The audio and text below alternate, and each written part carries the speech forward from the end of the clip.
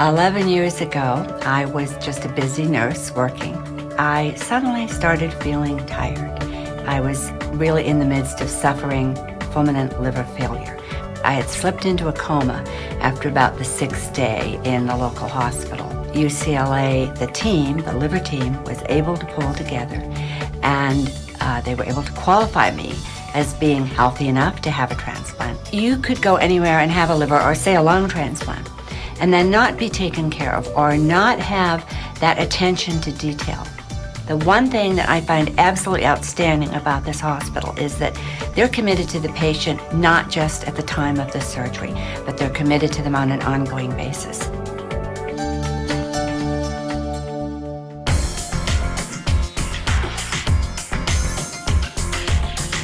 In 1948, the UCLA Department of Surgery was founded by William P. Longmire, Jr., MD, one of the preeminent surgeons of the second half of the 20th century.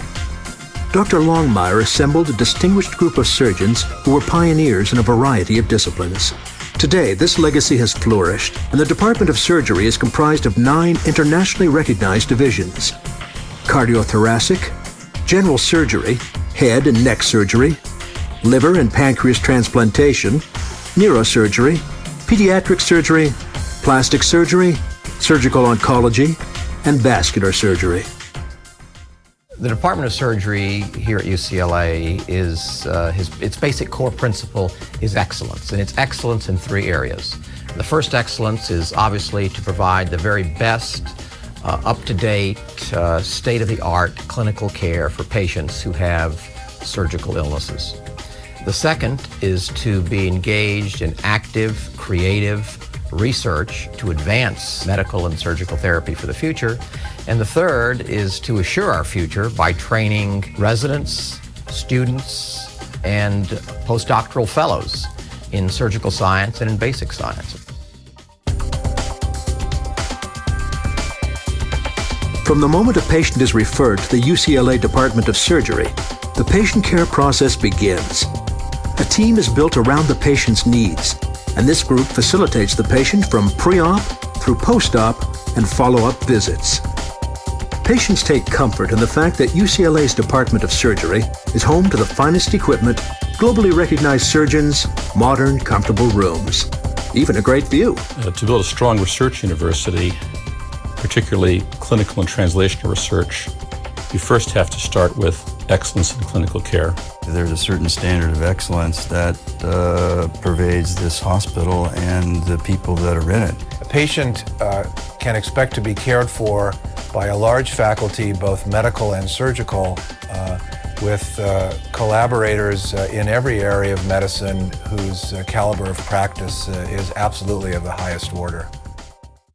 I was diagnosed with liver cancer. We were, of course, my wife and I were just so anxious, so concerned, and so frightened. Dr. Busatil gave us a lot of confidence. He has no signs of any cancer. They follow him regularly. The experience here was fabulous. I couldn't have been happier. I couldn't be more sold on the hospital and the people on Dr. Busatil's staff.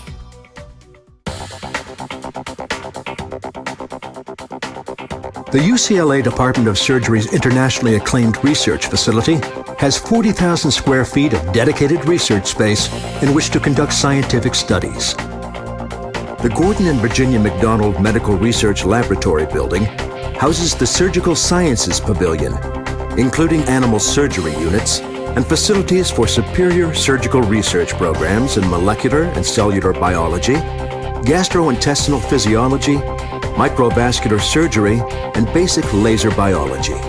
One of the principal advantages we have in our department is that we're situated in the middle of a world-class research university.